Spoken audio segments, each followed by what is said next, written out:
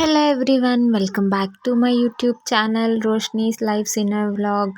So ఈరోజు ఈ vlog అయితే ఒక స్మాల్ సండే వ్లాగ్ అనమాట. మార్నింగ్ నుంచి ఈవినింగ్ వరకు జస్ట్ ఒక ఫ్యూ క్లిప్స్ అయితే నేను యాడ్ చేశాను.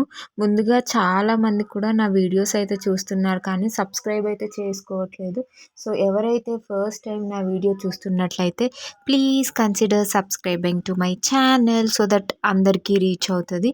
ఈరోజు సండే స్పెషల్ మా ఇంట్లో అయితే ఏమీ నాన్ వెజ్ అయితే చేయలేదు, బికాస్ పన్నీర్ ఉంది. ఆ పన్నీర్ పాడయ్యే లోపల దాన్ని ఏదో ఒక రెసిపీ చేద్దాము అనుకొని పన్నీర్ ఫ్రైడ్ రైస్ అయితే చేశాను.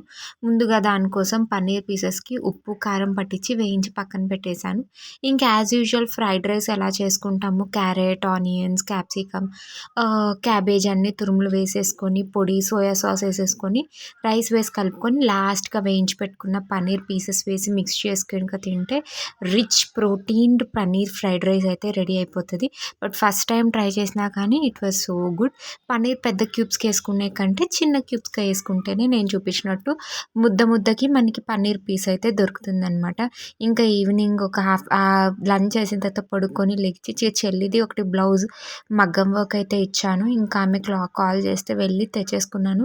బట్ డీటెయిలింగ్ కానీ ఫినిషింగ్ కానీ మేము ఎక్స్పెక్ట్ చేసిన దానికంటే బాగా వచ్చింది. మేము అనుకోలేదు ఇంత క్లియర్డ్ ఫినిషింగ్ వస్తుంది అని. But it was so good. Satisfy అయ్యాము, వర్త్ ఆఫ్ ద మనీ అని. ఇంకా నెక్స్ట్ నైట్ ఏదో ఒకటి స్పెషల్గా చేసుకుందామని ఆలూ పరాటా చేసుకున్నాము. అంతే ఫర్ దిస్ వ్లాగ్. మేమైతే సండే ఇలా కంప్లీట్